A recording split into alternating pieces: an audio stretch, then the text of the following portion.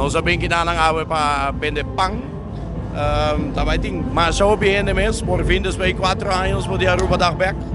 Que nós sabemos tudo. Conta-nos de um mês de Palo Catering, com a ideia de começar. Ja, maar we naar Aruba, tinha mama rubiano, tata holandês. Mas sim, a cozinhar na Aruba, foi minha vida to go na Aruba. Me dei 3 segundos aqui na Holanda, mas vivi aqui não, de 7 anos passar. Que me começar copa mi mês, dentro tempo de corona, me traz em cozinha, me chef de lugar. Não está de trabalho, que me assim na casa, está de nada assim. Então, não sabe barbecue de cura que koning. Como começar assim, mas é hobby eigenlijk.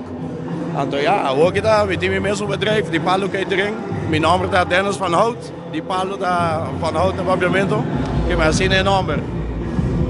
Naturalmente, a corrida aqui na Holanda está hobby para comida criolla, europeano, snack truck. De kerk está crescendo, o último ano dan é comida de Antillas, está crescendo hobby mais. E nada por banda, hobby de comida mas turco que sai nada bem de hobby de caia.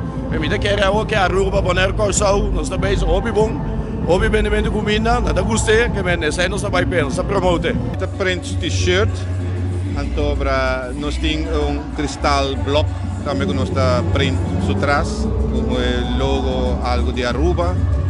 Então, ja, met print diferente coisas, patch, met atrás sticker. Hobby tempo acaba. De 5 anos seguro. Como também é a corrida para o qual está evento aqui em Aruba Dagta hobby tempo sim a organizar uno. Sim, Aruba Dagta é back, word ik met de keren, dus de 5 anos que ela queda ausente, devido a Covid en zo. Pero é uma atividade hobby great, portanto hobby conheci, mas supos que Aruba Dag, Bonaire Dag, Curaçao também. Na Holanda é evento hobby grande. Com senhora Tawak.